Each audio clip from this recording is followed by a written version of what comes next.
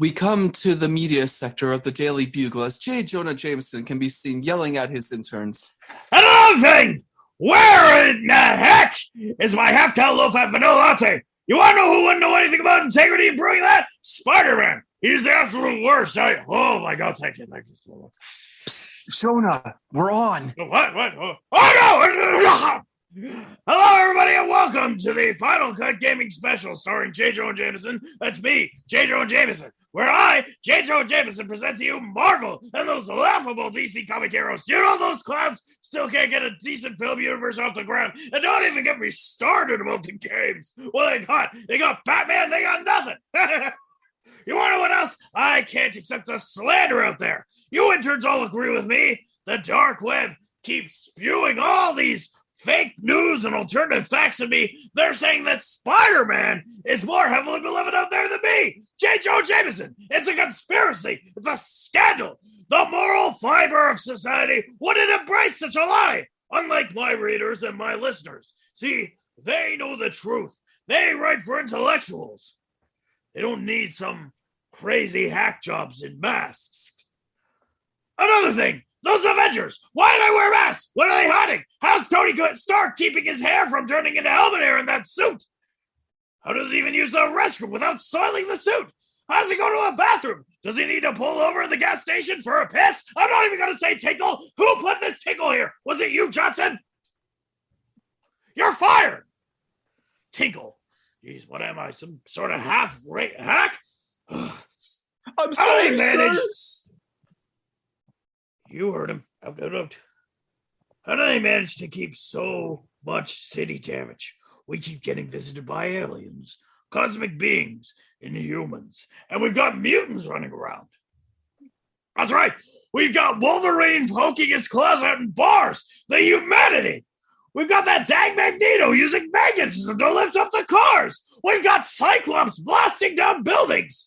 But the biggest thing is the Avengers. And what they've done was add to their roster that horribly, dastardly corrupt, that big crook menace, that awful, horrible, no good, very bad Spider-Man. Why is the Avengers game so bad? It's even worse with Spider-Man. They had a license to print money with that brand, and instead, they put it at the level of a hammer product. Actually, this hammer right here, Mr. Jameson, see, the hammer talks. It's more better than that Avengers game out there from Square Enix.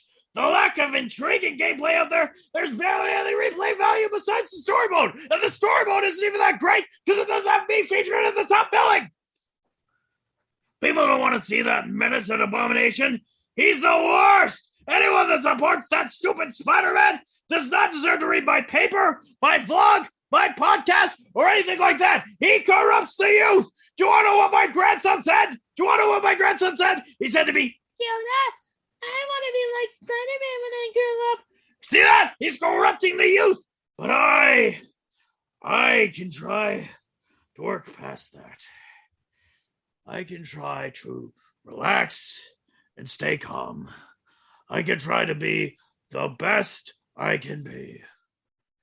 So without further ado, featuring no Marvel games whatsoever, please welcome J. Jonah Jameson presents the J. Jonah Jameson Final Cut presents the Gaming Podcast Final Cut Director's Cut. Woo, woo, woo, woo, woo, woo, woo, woo, woo.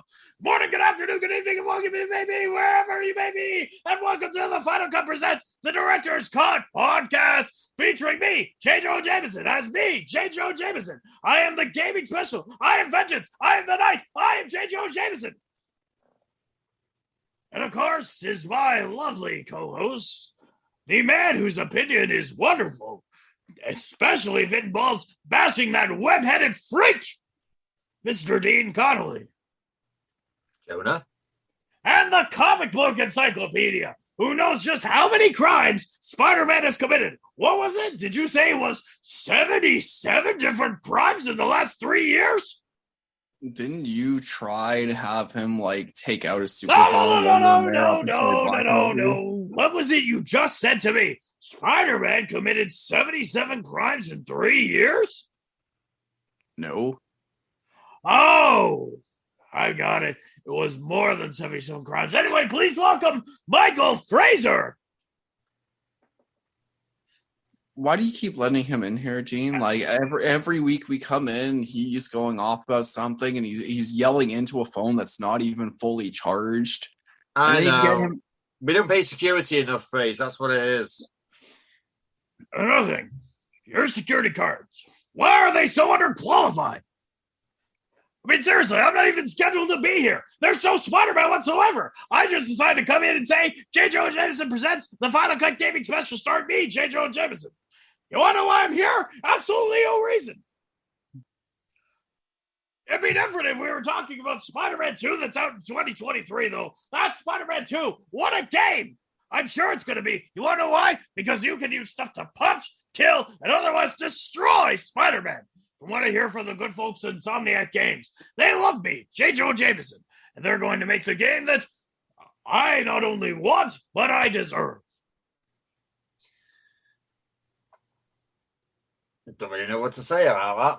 Oh, I get it. Okay. So you want to talk about that Wolverine, the person who's always spewing out his claws everywhere. Well, he is also getting a game from Insomniac Games coming out in 2023. Now, of course, I'm going to start the campaign right now for that game. I'm going to say, Insomniac Games, put J. Jonah Jameson in the game as DLC so that I can whip Wolverine like the menace he is. Not as bad as that Spider-Man, though. Oh, that Spider-Man. He is awful. He's terrible. He looks good in the moonlight.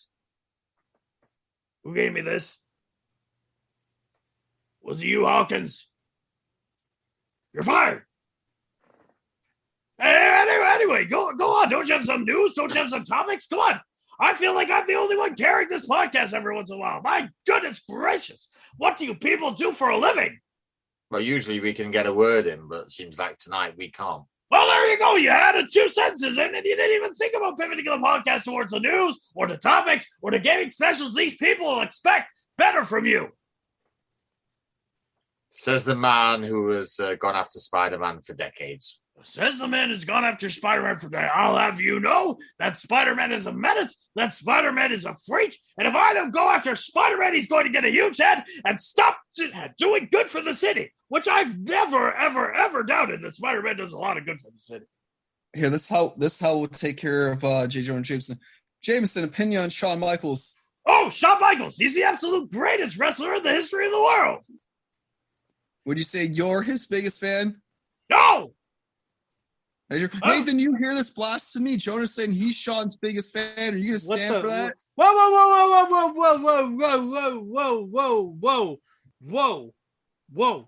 Whoa. Phrase? E? You just said the blasphemous thing. Yep. Somebody other than me is Shawn Michaels' biggest fan. And by the way, the only reason we're talking about Shawn Michaels here is because Shawn Michaels is going to be in the new WWE 2K22 up by Visual Concepts and 2K Sports out everywhere, March 11, 2022, unless you're like me and spent way too much money. Then it's out March the 8th. That is actually one of the 2 topics we'll be discussing, but most important topic first. This actually kind of took everyone by surprise, not just us, but obviously everybody in the gaming world. I don't know if this is good news or not, but from a PlayStation point of view, which we 3 actually have, it probably isn't. Microsoft has bought Activision, all their studios for a combined fee of, I believe, near enough $70 billion. And the only things that have actually gone higher than that is when Disney bought 20th Century Fox and when AT&T bought Time Warner. And bearing in mind, Disney's was about 71 billion, and I'm pretty sure that Time Warner's was in the 80 billions. But anyway, I'll just go through what they have actually bought. Let me just go and just give me a minute. You had that whole intro where that person was screaming at you, and you're like, "Just bear with me a minute." Like, come on, man. I've got a mirror anyway. So this is what Xbox will be acquiring. This is all the games that Activision and everyone that Activision owns actually own. Now, keep in mind, I will say for those Sony fanboys out there, the deal hasn't gone through yet. It's a publicly traded company. So it's going to take a little while. Microsoft is predicting fiscal 2023. I've heard that too. So by the time this deal comes out, so don't worry about your gaming with Activision this year. It likely will not change. But keep in mind for the future, if any of you don't have a console right now but are into those big Activision franchises, it is important to note Microsoft has gone out in the past. We've got Phil Spencer saying that he plans on honoring all existing contracts with Sony. They also plan on keeping the Call of Duty franchise on PlayStation consoles, at least for the foreseeable future. So keep all of that in mind. But if you're a fan of Crash, Spyro, Diablo, Overwatch, Tony Hawk's, Call of Duty, Tony Hawk. I've got this here. There's Call of Duty, Guitar Hero, Tony Hawk's Pro Skater, Crash Bandicoot, Spyro, wrong way, Warcraft, StarCraft, Overwatch, Diablo, Hearthstone, Heroes of the Storm, Candy Crush for all those who claim to be gamers but actually aren't. Hi, this is a shout out to my mother. Yeah. So what they've actually acquired is Blizzard Entertainment, King, Infinity Ward, Sledgehammer Games, Treyarch, Raven, Toys for Bob, Demonware, High Moon, and Beanox. Now, Beanox, for those of you who have played Modern Warfare 2 Remastered, will know that it was Beanox who actually did the remastering for it. And keep in mind, Beanox has also done, before Activision lost the license, a lot of Spider-Man games, starting with Shattered Dimensions and up until The Amazing Spider-Man 2. Before that, the biggest ones behind them were Treyarch. Treyarch did the Spider-Man game we all enjoy, Spider-Man 2.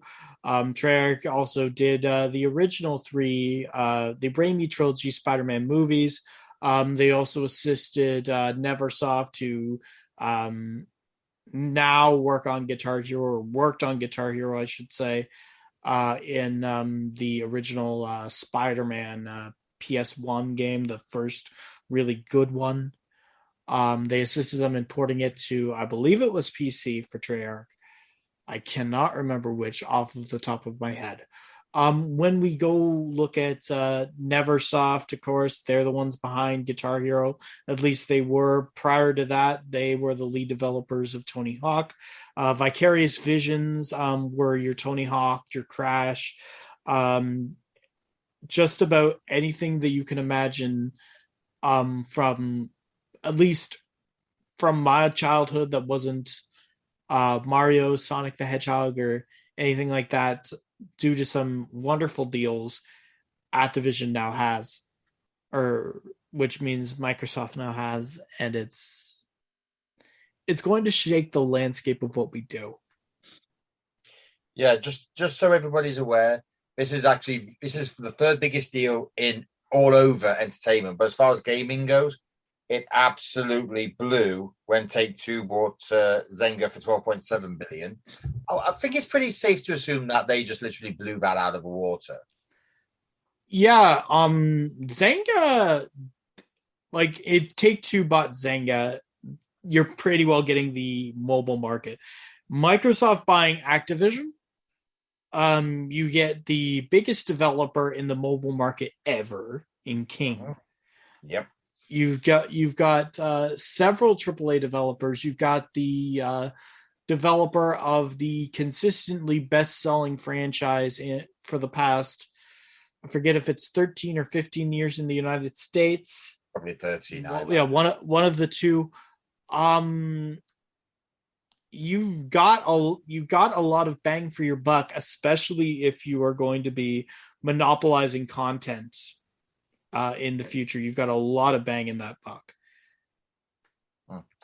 I have just so everybody knows, I have actually got some stuff from IGN here regarding this. Xbox CEO is eager to revisit abandoned Activision franchises. One of them is Guitar Hero, because I can't remember the last time we had a Guitar Hero one.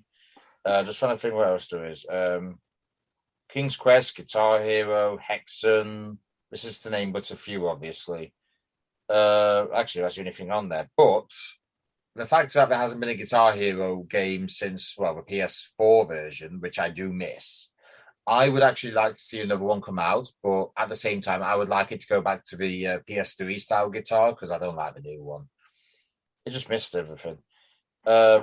Speaking of which, Call of Duty could reportedly move away from its annual release. Now, no offense, but Vanguard has been treated like shit as far as everything goes. You could have done another year's worth of zombie content for Cold War, to be honest. And I do miss the odd zombie bash on Cold War, actually. Now, keep in mind, this didn't come from either Microsoft or Activision themselves. It came from the Call of Duty developers, and it's probably because of the franchise fatigue that they're really starting to feel right now with Vanguard. Call of Duty themselves are under a 3-year development cycle because they've got, I believe it's Treyarch, Infinity Ward, and Sledgehammer. I think those are the three developing their games year after year. So it's not as if they're not AAA developed games. They truly are. However, with the amount of at least user backlash on Vanguard, you might honestly want to see them taking a break. But if I'm gonna be honest with you, and I can say this as somebody who doesn't play Call of Duty, but I happen to know both of you. I happen to know both of you do. If you've got the best-selling game for 13 years, regardless of fan reception, why would you want to take a break from it? If you're a publisher who wants to make money, I get why the developers do. I get why the fans would want to see it. I'll tell you what, Fraser, since we both buy a lot of Call of Duty, I mean, I myself, I had the original Modern Warfare trilogy on PS3. I had Black Ops 1, I had Black Ops 2.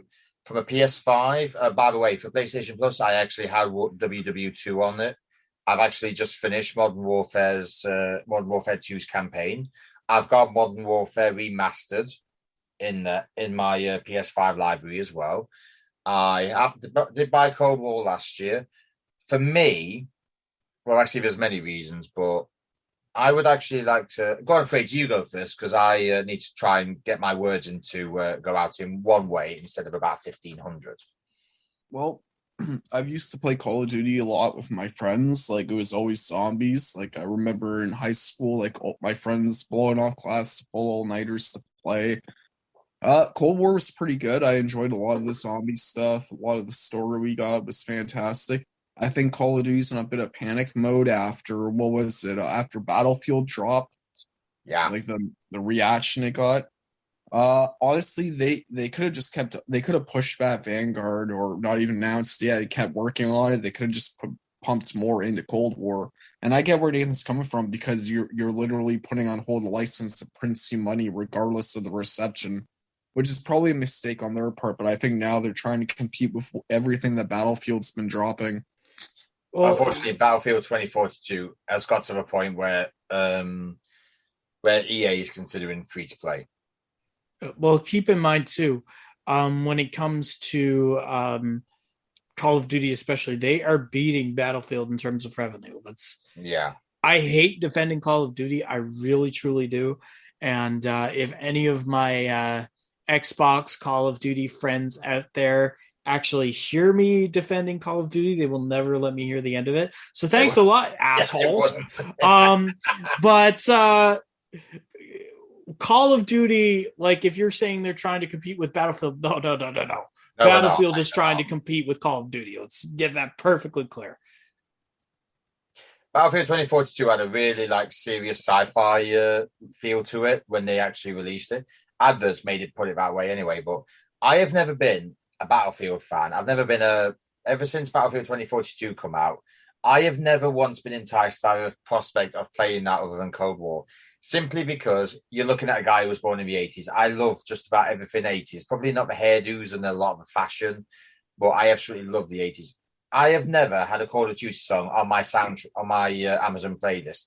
I have one of Jack War's songs on my Amazon playlist from Cold War. That puts into perspective how much I absolutely love Call of Duty Cold War. I will say one thing though. I actually enjoyed the series more when it was set in modern times.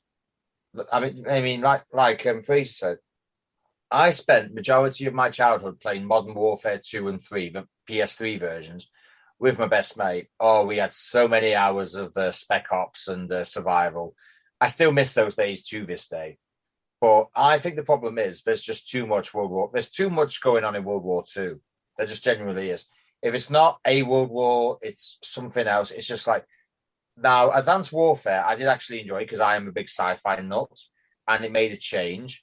I know people will say that Black Ops 2 and 3 and 4 were more sci-fi, but no, Advanced Warfare was literally sci-fi made.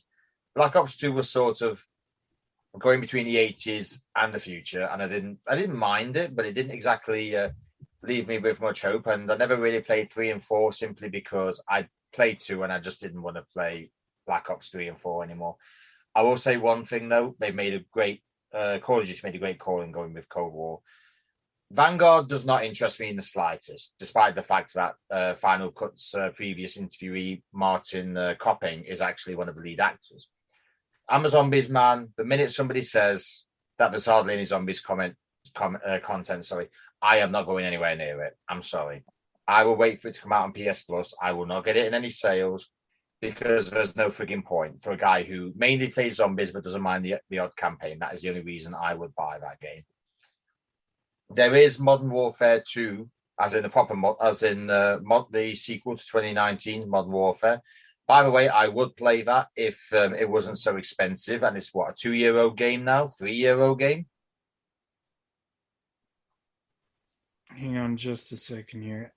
It's like, why pay 50 odd quid for a game that's basically 2 years old? I'm sure Cold War's not 50 quid, and that's been going about a year.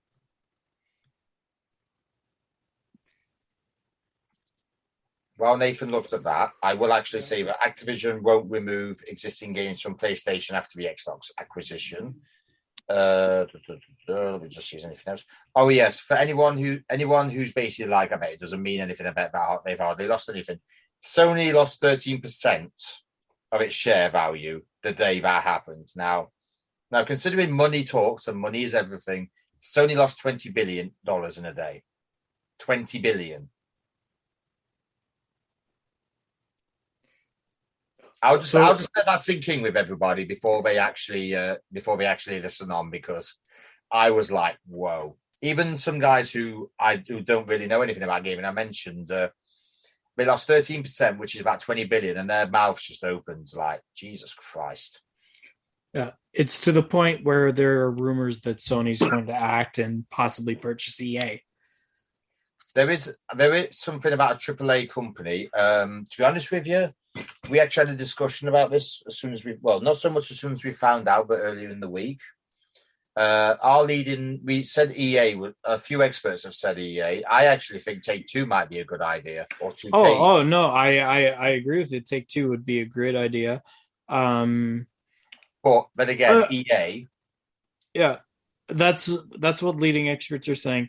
The campaign remastered version of Modern Warfare 2 came out March 30th, 2020 on PS4.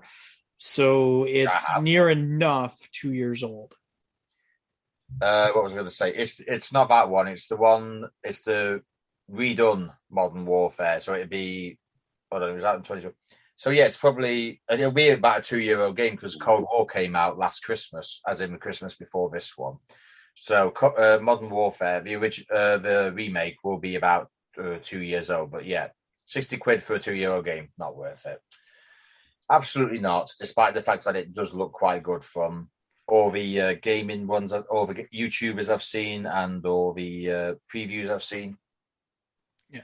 But what does this mean for the industry as a whole, aside from the fact that Sony are now shitting themselves? Do you remember? This is a while ago, but do you remember E3 2013 when Microsoft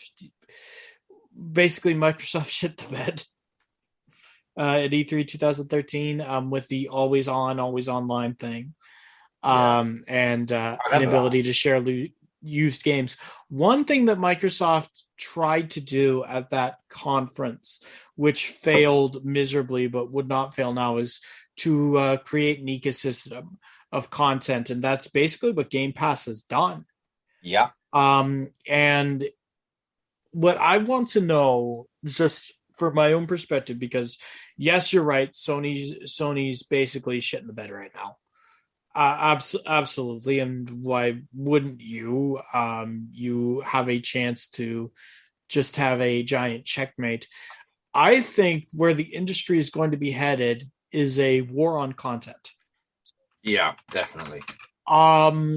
So much so that if I'm looking at what lead experts are saying or what you're saying, I would say Sony needs to acquire your EA, needs to acquire your Take-Two, or needs to acquire something like a Ubisoft, something that does a little bit of everything, just to either A, have your own content ready just in case Microsoft does what they've done with Bethesda or Double Fine Studios, which is honor all existing contracts and then transfer everything over to the Xbox ecosystem, which I generally think they would do. Yep, I genuinely think they would do it as well. And then so you've got to be ready to have your own content to take away from them in order to do that, or keep them honorable, because especially with, I'm not going to say Take-Two, but I will say with EA, because I was talking with a few of my buddies about this. If you get EA, you get a damn near monopoly on a lot of sports games. Yeah. Especially Madden, which you've got until 2023 or 2024. I forget what the latest exclusivity agreement is with the NFL. Madden is a big money generator for EA and could be for Sony. But if you took away football, and from every single American that there is, God, there would be anarchy. Yeah, and if you took away soccer, United Kingdom football, and FIFA, because generally there's FIFA and what's the other one? Pro Evolution. Well, it was Pro Evo Soccer. I'm not quite sure what it's called now because I've actually played both, and FIFA is still the daddy. Yeah. So you've got Madden, you've got FIFA, you've got NHL. All things that a lot of you've got F1 that EA recently bought as well. Yeah. So you've got everything that Codemasters did, which is F1, amongst other things they have. They did actually used to do Colin McRae, which to be shame. To be honest with you, it's a bit of a bad thing that there's still no decent rally games. I know Dirt's kind of like a rally game of sorts, but it's still not Colin McRae. Colin McRae was a really, really great game, and it was really popular back in the 90s. You want to know what else was a really great game that was popular, not in the 90s, but like early 2010s and like late 2000s? Skate. The Skate franchise was amazing. It wasn't my cup of tea, but it was the most realistic thing ever. If you got EA, then you would keep Microsoft honorable with a lot of franchises, because if you're the Microsoft ecosystem, you can't lose Madden, you can't lose FIFA, you can't lose The Sims, you can't lose Battlefield. You can't. EA, does EA still do NBA or not? No, they don't. I'm getting to your argument about Take-Two. Yeah. So Take-Two and 2K. If you're looking at games that I use primarily to pass time, I mean, right now it's Yu-Gi-Oh! Master Duels and Guardians of the Galaxy. But if you're looking at my sports games, and if you're looking at what I play the majority of my time, it's either NBA 2K or WWE 2K. I know I'm boring. But Take-Two, you would get NBA. You'd get WWE. Yep. You'd get Rockstar. Mm-hmm. You'd get Zynga. Hello, GTA. Yep. You get Rockstar, you get Zynga. As much as I would think for Microsoft, you can't lose GTA, you can't lose Red Dead, and the prospect of, say, a Bully 2 coming out. I don't know if you guys have played Bully. Bully's great. Bully's fantastic. So actually, funny story, and I swear I'm going somewhere with this. I remember my high school, it was high school sociology. And we were told to like send out a survey, send out mannerisms, stuff like that. And so mine was all about, do video games cause violence? Because this was around the time of Mass Effect 1 coming out, which, by the way, EA also owns. But this is around the time of Mass Effect and Fox News blowing it up with the whole Mass Effect allows you to simulate the live sex, all that stuff. Oh God! First of all, no, it doesn't. Second of all, thank you, Jeff Keighley. But that got me thinking. How much does violent video games actually affect people? I bought Bully just for that project. I ended up clearing it to have a television in our social work room for about 20 minutes, and I got to school around 7:30 a.m. just to set up Bully and get everything live and make sure it was in a spot where it was confined enough that I could pick anyone out of my class to just play Bully for 20 minutes as I was giving my presentation, and it was so much fun. But yeah, Bully's great. But if you took Take-Two, there would be a bunch of franchises that you couldn't lose. Absolutely. But not as many as the breadth of EA. Yeah. I actually did have EA Play, which, to be fair, in England is only for PlayStation is only about 20 quid, or it was when I had it. You've got, just trying to remember, you've got the Burnout franchise, you've got UFC franchises, you've got Need for Speed. To be fair, they did a remaster, and I think there might be another one coming. I'm not quite sure this is the franchise you really want, but Plants v Zombies. And it's a good casual franchise. Obviously, you've got Battlefield as well, providing they don't cut that up. Obviously, I said FIFA, Madden. Do they still do NHL? It has been a while since I've even looked at NHL. Oh, they still do NHL. Exactly. So there's your North American market taken care of straight away. And they are about the only people who've done NHL in about 8 or 9 years.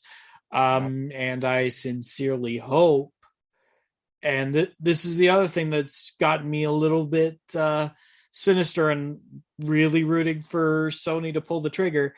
If Sony pulls the trigger on, say, acquiring EA, not only does Microsoft not have a hockey game, but EA does not have exclusivity to Microsoft. That's going to entice Take-Two to make one, which is only going to make the NHL franchise better. Yeah. That's the same as if Madden goes, then after that exclusivity agreement's done, I have a feeling that NHL or NFL is not going to renew it. They would want everything on every console. So 2K all of a sudden can make a football game again. That's what I'm hoping for. Yep, that is the plan. I will say one thing. If Sony don't respond, then I won't say this is the end for them, but from a business point of view, everyone would literally sell their shares and then just quickly jump on the Microsoft bandwagon while we can. Yep. Well, as far as I'm not really one for business, but I know enough to know that you don't stay on a sinking ship. You literally go before it sinks too much that you are literally engulfed in water and drown. So I'm not quite sure what Sony's going to do, but they need to do something soon. Yep. They need to do.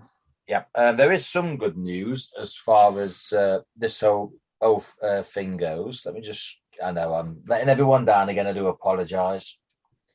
Blah, blah, blah. What's the name of that CEO? Is it Bobby? Whatever. Bobby Kotick. Well, rumor has it when the merger is complete, he will be no longer with Activision. Yeah, about that. The fact that he is staying through this merger has gotten a lot of Activision workers up in arms. Yeah. I should point out, the rumor has it that there was a meeting, sort of like supposed to be like an hour's Q&A about what Microsoft buying them means. And apparently he didn't really answer any questions. I think the meeting was done in 15 minutes. So no offense, but when your CEO does not give you clear answers, I'm bearing in mind that you are actually being sold to a corporate giant and you want reassurances on your future that he doesn't give you, doesn't really bode well. But I will say one thing, he's not really. In fact, I seem to remember when that was actually said, someone on the IGN's Instagram actually said, yes, progress is made at last. And yes, it is that bad. I don't know the ins and outs of that, but I do know that it's not been pleasant. I know in the household for years. I know a little bit about it. I don't know enough to actually report on it. But let's just say assault allegations are in play for a lot of female employees. Yeah. And they all root back to one guy. And there's a reason that somebody said yes, finally. Yeah, there is. But that's what I know about the situation. That's all I know as well. And besides, we don't say anything about that. We don't know what goes on, so there's no point reporting it. It's not as if we're like Fox News who just go literally over and over and promote somebody who they shouldn't. After all, we're decent. We are a podcast for the people, so we will be for the people. Does this mean that Call of Duty will be Xbox? I'll say Xbox exclusives after it's gone through, or does Phil? Is it? Oh, I forget his name. Is it Phil Spencer? Yeah. Or is he enough savvy-minded that he will still let all the Call of Duty players on PlayStation? He will let them still have that. So anything that's come out from Phil Spencer has confirmed that they want to keep Call of Duty on PlayStation. Yeah, that's good. So I will say that much for him. From a business perspective, I said this when Microsoft first acquired Activision. Call of Duty is the only one that makes sense to stick around on multi-plat once all agreements are done, because Call of Duty is too much of a money-making generating machine. It is ridiculous how much money it makes. You're selling a game brand new, because I bought Cold War for 60 quid. So if you imagine that sells by the millions, can you imagine how much money you'd make on it? Yeah, it makes hundreds of millions of dollars without microtransactions. Yeah. And like Call of Duty in general is a behemoth of a franchise. It's one of the biggest multi-platform franchises ever. I don't foresee it going anywhere. Just thinking to myself, as somebody who's had maybe like 2 econ classes in his entire academic career, I do not have a business mind, but I'm looking at that revenue stream and I'm thinking to myself, why would you want that moved? Yeah. First thing about business is profit. I know this. I'm like you. I don't know much about business, but I do know the first bit of part of business, making money, and Call of Duty is where the money's made. To be honest with you, when I heard that they were looking to revisit old franchises, I was actually quite excited at Guitar Hero because it's not been released in ages. Activision did used to do it. It was quite popular when it was actually released. To be honest with you, I think, judging from the major franchises that I've seen, Guitar Hero would probably... I wouldn't mind another Guitar Hero, but it would be a case of if it stayed on Xbox, it wouldn't bother me that much. Crash Bandicoot, I think, is a little bit too popular just to stay on Xbox. I disagree. I think it would be... I hate to say that because I love Crash. Crash is one of the big 4 that hurt me about this. Yeah. But I love Crash. I think he would be perfect for Game Pass. He would be. Warcraft, I don't know if that... Can you actually get Warcraft on PlayStation? That is a good question. I will get back to you on that one. World of Warcraft As pretty far much as prints Blizzard like go, millions of dollars, so they're pretty much just printing money now by this yeah. acquiring. I think, to be honest with you, unless you actually have any of the Diablos for PlayStation, you wouldn't miss it. Overwatch, I wouldn't miss it. To be honest with you, Diablo's so good. I've never Diablo played is Diablo, so good. nor have I ever shown interest in it. Why would you say that, man? Okay, if you're into dungeon crawling and fantasy gaming at all, go Fraser with Diablo. is. The whole thing about Diablo is okay. It's gonna be a dungeon crawler. All of your weapons, all of your loot is randomized. Like your enemies scale, your stuff scales, but it's all randomized. Oh, and by the way, all the maps, regardless of what dungeon you go into, are randomized. The campaign is there, but you will never have two people play the same campaign ever. That is actually a good selling point, to be fair. But for me, don't diss Diablo, man. But Diablo's great. For me, one of the lads I used to play Siege with, he's got Diablo, but not once has he actually said that he's played Diablo. Never once have I gone, yeah, I wouldn't mind trying Diablo. It's just facts is that I've just never really been bothered by it. Yeah. But then again, you're not the only boring one here, because for the last year, I split my time between Siege, when I did play it, F1, what else was there? F1, Call of Duty, Siege, Cold War, Siege, F1, with the occasional game of Uno in between. But now it's just mainly Hot Wheels, F1, and if I fancy a PS Plus game, then maybe that. But aside from that, not really. Just play them. First of all, I'm really glad I got you on Hot Wheels Unleashed. I actually genuinely am sad because I got halfway through Batman's racing season and I didn't get all of them, and I'm absolutely mortified. And now I have to go through SpongeBob season. Yeah. Oh, it's going to be awesome. By the way, if anyone actually does have Hot Wheels, Unleashed, you might not know this, but they are actually doing I think it's a track editor competition. Yeah, I have not heard too much about that, but I can totally believe that. Their track editor is so robust, man. It is. To be honest with you, it kind of puts... You know what I'd really love? In fact, one of you F1 YouTubers, he's actually played it, and he actually wants the livery edition, livery editor that you have in that game. He wants it in F1 team for the next F1 games. It's just so brilliant. It is ungodly great. It generally is. Honestly, if anybody buys it, please buy it. If you haven't got it yet, play it. If you've played it and you haven't bought it, please buy it. Y'all laughed at me when I said Hot Wheels Unleashed was great. Y'all laughed at me. Who's laughing now? But in fairness, I usually have a habit of that. I usually end up laughing at something that I've never played or seen. I watch it or I play it, and I usually do end up liking it. So I would just say that's part of the course for me.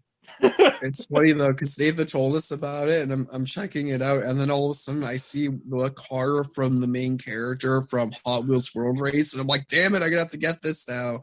And then I went back and watched the Accelerator movies. Yeah. Have you ended up getting it yet, Fraser? No, we haven't gotten it here, oddly enough. Like, I've checked the electronics sections enough times, we just haven't gotten here.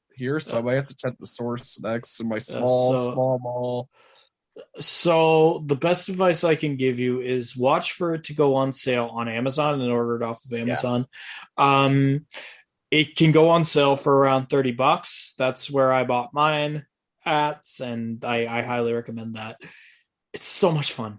It is. I actually found it on one of the sales on PlayStation Plus. I believe it was 25 quid, but my best mate gave me a £10 PlayStation voucher for Christmas, so it actually cost me 15. It'd be worth it at 15. It would. I must admit, I mainly use kits, the Night Industries 2000. I know I'm such a geek.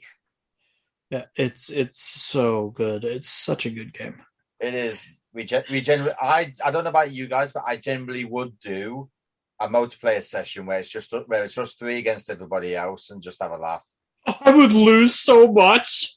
So would I. I can't play that game worth anything, but it's so much fun. I'm so on board with it, man. I am too. I'd stream that. That sounds like so much fun. Yeah. By the way, have we finished with Call of Duty with Activision? I will. So any closing thoughts for it before we move on? Other than saying, Activision, don't touch my Square Enix. Microsoft, don't touch my Square Enix. And if you're Sony, please, for the love of God, this is a PlayStation gamer beckoning to you. Make a move to keep Microsoft honorable, because if you've got something the size of Activision, the height of Activision, and you can at any point in time snap your fingers and say Call of Duty is free on Game Pass, or Crash is free on Game Pass, or Spyro's free on Game Pass, or Overwatch is free on Game Pass, and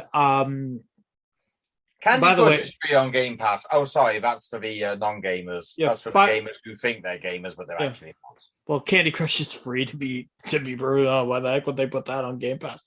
Not even a proper game. You just go on and on and on. There's no closure. Yeah. But okay, I give Microsoft a lot of flack. Everybody knows that. Game Pass is awesome.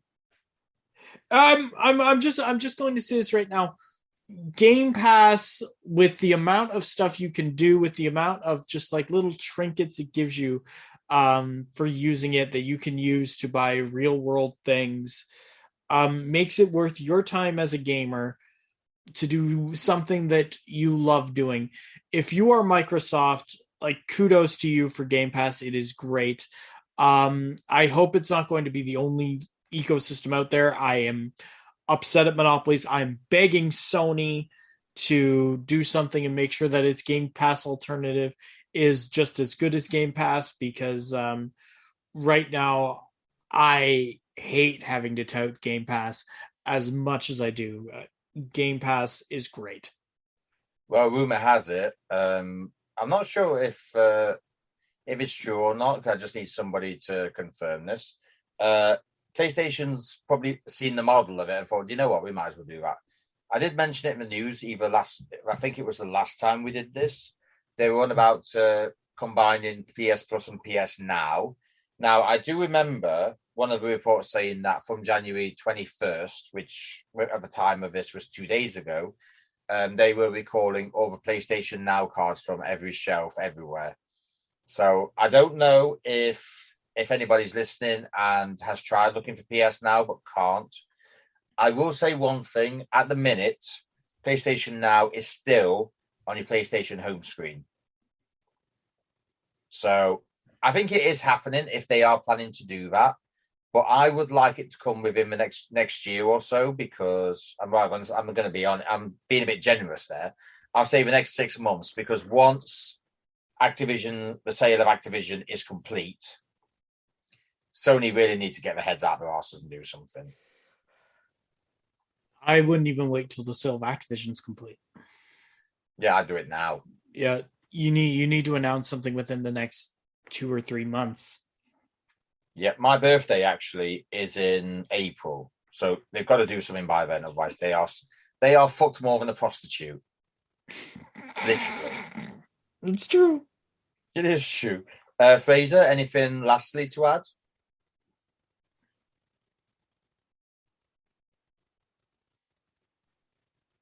Yeah, I just want to say, man, I want to talk about my favorite game right now, and that game is My Friend Peppa Pig.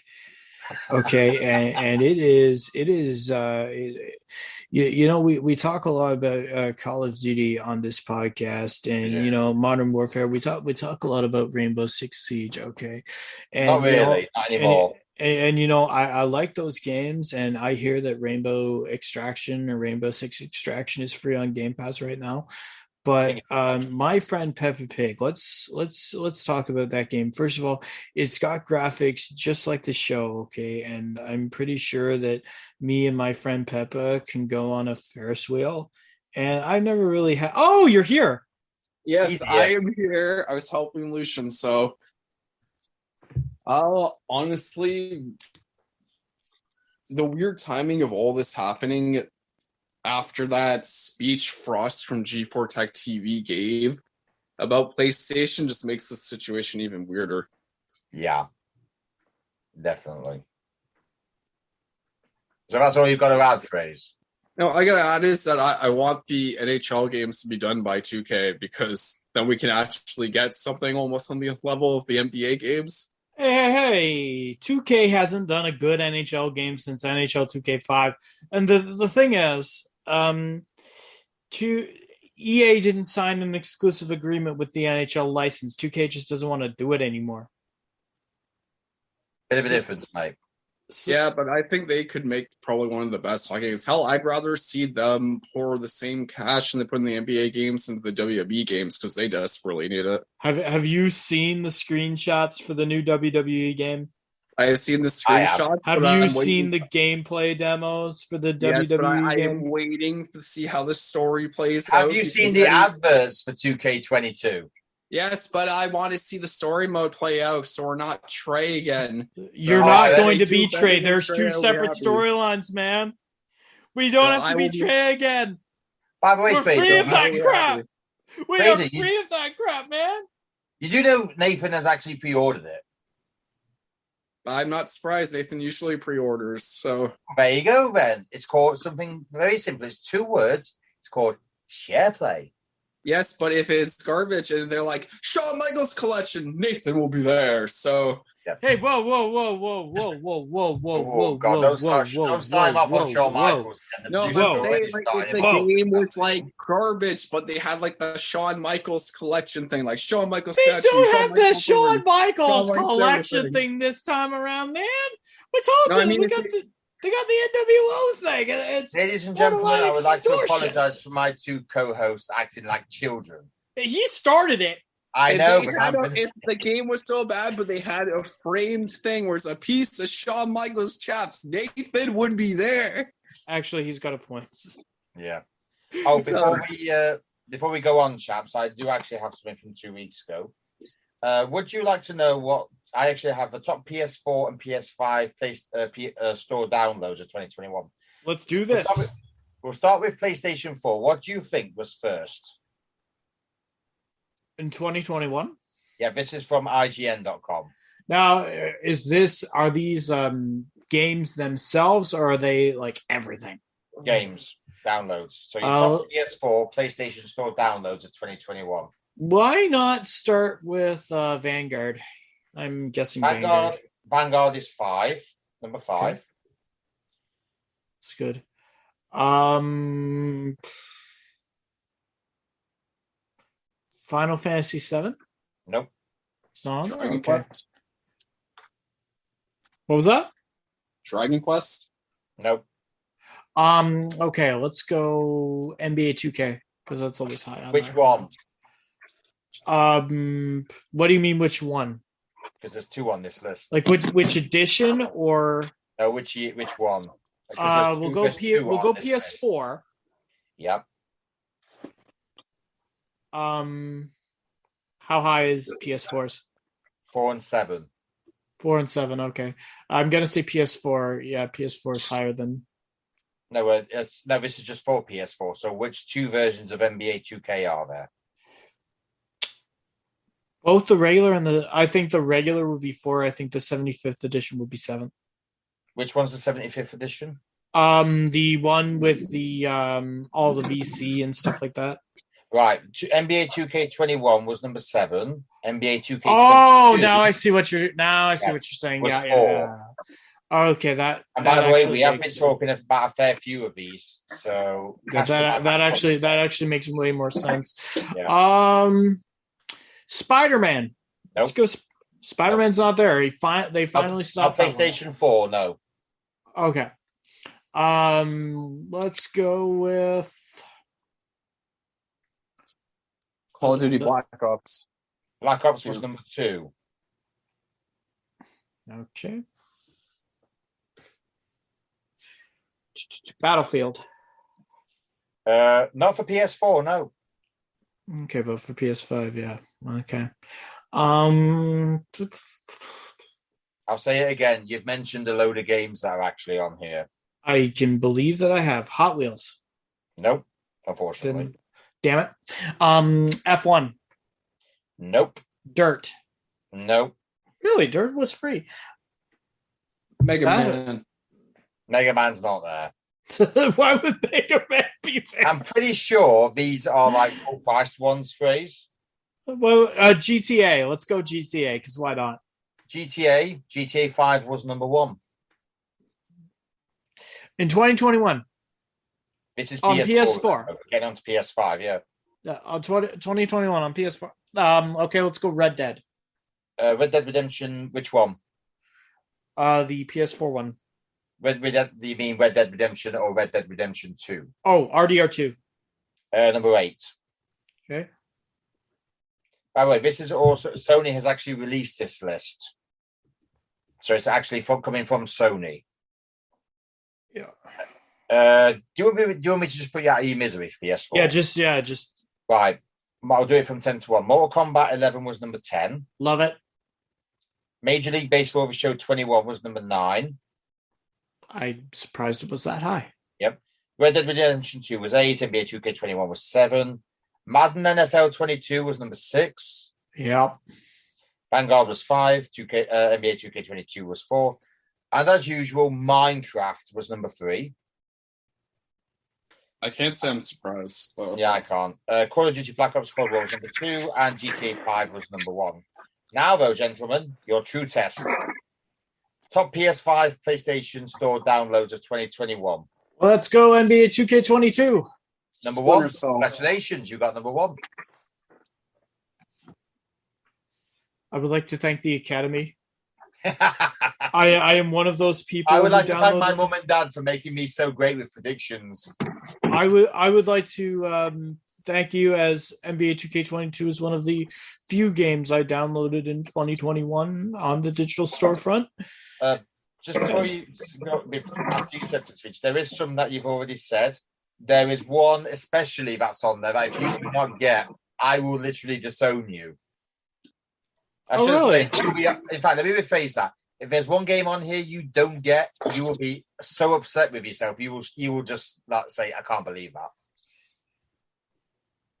Okay. So what have we got, boys? You've already got number 1, so you just need 9 more. Bearing in mind, I have already said some of them. Show me Battlefield. WWE 2019. No, WWE. Battlefield 2042, I did hear, was number 5. Let's go Call of Duty. Which one? Cold War. Cold War was number 7, which I'm actually a bit disappointed in. But then again, I can't say anything. I got mine hard copy. Okay, and let's go Vanguard. Vanguard's number 2. Splinter Cell. Nope. Splinter Cell. Fraser, there hasn't been a Splinter Cell game in ages. Let's go NHL 22. NHL 22, no. Guys, talking about Point Break. Madden NFL 22. Number 4. Hot Wheels. Nope. Damn NHL. it. Mortal Kombat. Mortal Kombat's not on here. Oh, okay. I thought it would have been. Spider-Man. Miles Morales is number 3. Nothing on Spider-Man Remastered. Nope. Really? Nope. I suppose. Ratchet and Clank. Which one? Not the PS4 one.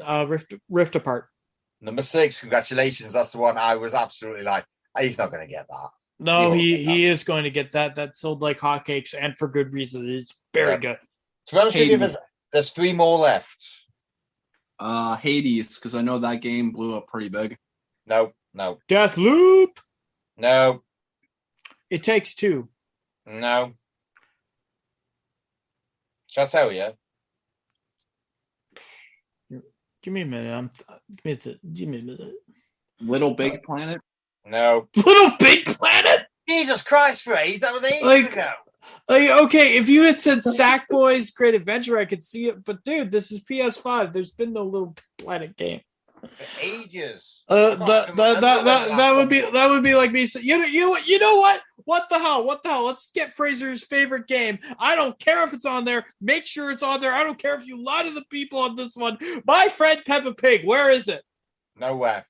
Damn it! It's not even my favorite game. Right, yes, it is. The amount of times you talked about it. Right, I'm going to make a decision here. After Fraser's lunacy, I shall tell you what the other three are. Please, yeah. Number 10 was Far Cry 6. Good. Number 9 was Resident Evil Village. I can believe that. I would have never gotten that. And number 8 was Major League Baseball, The Show 21. I could believe that for PS5. But to be fair, you got the main ones anyway, so that's all that matters, gentlemen. Right. Now, you guys and gals, kids of all ages, I've probably deduced, Nathan has bought the new WWE 2K22. He's already pre-ordered. No! Really? He's already pre-ordered it, so he's just waiting for another 2 months where my GM mode can be streamed every single night on behalf of Finalcut Gaming. Are you actually telling me that I have to do that? Well, would you? I'll tell you what. If you do it with Triple H voice, I'll say yes. You know what, Dean? I'll think about it. I actually just want to play the game and just have fun with it. It's been over 2 years since we've seen a WWE release. Yep, it is. This one seems to be big. It is. Well, to be honest with you, the topic is not about the game. It is sort of a game about itself, but it's also about the price list. So Nathan, what is it? Is it $60, $85, and $150? So it is $90. If we're talking Canada, yeah, it is the standard edition of WWE 2K22 costs a grand total of $79.99 if you are on PlayStation 4. If you are on PlayStation 5, it costs $89.99. Also, please remember PlayStation 4 and Xbox One have the same price point, as do PlayStation 5 and Xbox Series X. Yeah. If, however, you are like me and are a glutton for punishment when it comes to 2K, you can also pay $120 for the deluxe edition. Yep. Which gets you the season pass and 3 days early access, which I will continue to rub in the face of my good friend Michael Fraser, who I know will not get the digital version because he does not want to support 2K and Visual Concepts and WWE. I like owning physical. Which you can also get the deluxe edition for. Yep. Yeah, but do I really want to get the deluxe edition instead of just buying the normal version if I'm really just getting Undertaker again and again and again? Whoa. Who said for one single solitary second that's all the deluxe edition had to offer you? Oh no, the deluxe edition has a lot more. Yeah. Well, Nathan, how about you unleash it? But I mean, I would unleash what the deluxe version has, but Dean has it up because Dean is a professional, and while Dean is making sure that he's got all of his ducks in a row, I will also tell you that if you are a glutton for punishment and like to jump around in your money pit like Scrooge McDuck, and you like the NWO, you can also get the NWO edition. NWO for Life, I believe it's called. It is $150. And ladies and gentlemen, if your name is Michael Fraser, you will be so happy to hear, as far as I know, it's all digital. Yeah. Just for reference, England prices, UK prices is 60, 85, and I believe it's 130. Which is a bit of a price hike, because I'm going to tell you now what you get. I'll say the cross-gen bundle, which is 60 quid one, would basically get you dual-gen entitlement. Your cross-gen bonus is receive a Starcade 96 Rey Mysterio pack featuring a 96 Rey Mysterio playable character and Starcade 96 Rey Mysterio Ruby My Faction card. Oh, and you also get I believe you get the Undertaker Immortality pack as well. Yep, any pre-order will get you the Undertaker pack. Yep, and just for the ones who's getting what Nathan's got, there is a season pass. So basically, you're paying 20 quid extra or $20 extra, however much it is, for a season pass, which, to be fair, Season Pass allows gamers the opportunity to gain access to all 5 of the DLC packs, featuring new superstars and legends, and also includes the My Rise, Mega Boost, and Supercharger pack. You also get the very same Starcade Rey Mysterio pack that you can get in the Ordinary, and the Undertaker Immortal pack, which, just for the Taker fans, myself included, it features 3 additional Undertaker personas, which is Ministry of Darkness, I believe. Which we've had before. Yep. And American Badass Taker. Yeah. No, it's not American Badass. It's no, it is Boneyard Match Taker. Yeah. That is the one I'm interested in out of the 3 of them, because the Boneyard Match Taker looked fantastic. If you want something close to American Badass, and it's not in the base game, which we do not know right now, go for the make sure that you pre-order and get the Boneyard Match Taker. Oh yeah, that's worth it. You also get a My Faction perk and bonuses. Just so you know, if you get the physical edition, you also get the WWE Supercard Limited Edition cards featuring Rey Mysterio and Dominic Mysterio. Now, gentlemen, this is where I call into question the sanity of anyone who basically thinks, I know, I'll buy the NWO edition. So, for the very rip-off merchant of $60 extra, just so you know, Fraser, it's for the price hike between the deluxe version and the NWO for Life edition is the cost of your favorite game, My Friend Peppa Pig. So for $30 additional dollars, for 150 Canadian dollars, what does that get him, Dean? Hold on, before you carry on. It's actually more over here, because I've actually had a look, and I seem to remember that the NWO version is about 40 or 50 quid more, which I do not agree with at all. It's absolute rip-off. But anyway, tell them what they get. You can get the season pass, which you can already get in Nathan's version.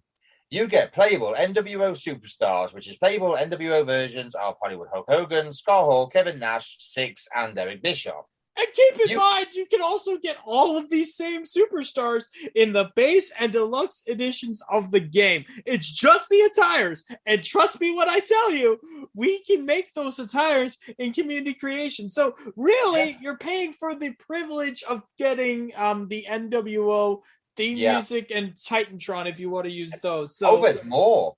There's more? 60 quid, yeah. You can also have the bonus content, which features 2 classic WCW pay-per-view venues. Wow, 2? Yes, 2 whole ones. 2 whole ones? Indeed, sir. A My Faction Gold Pack bundled with NWO Evo cards and the NWO Wolfpack Championship belts. As I've already said, the Season Pass, which you can get in the Deluxe Edition, and the Rey Mysterio Starcade 96 pack, which again, you can get in Nathan's pack. Oh, keep in mind, Dean, you forgot one basic and very important thing about the NWO for Life Edition. You can get Eric Bischoff as a playable character. No, I said that. He is only available in the NWO for Life Edition, and he is the only thing that I would consider paying maybe about $2 for. $1.50 maybe for Eric Bischoff. I do want a playable Bischoff. I do like the idea of beating up Bischoff. Who doesn't? In fact, while you do that, I'm just going to go and find this interview where we explain it a bit better about what's actually coming. But you know, Dean, Fraser, I've got memories of Here Comes the Pain of beating up Eric Bischoff, and that is something that I would just really like to relive again. And who doesn't enjoy beating up Eric Bischoff? I'm gonna say, do I feel like paying an additional $30, which when I could go get Fraser some lovely thing? I've actually done some research now as to what I could get for my friend Michael Fraser that could cost less. Hot Wheels Unleashed, perhaps. Well, why would I get him that? Why would I get him that when I can get him My Friend Peppa Pig?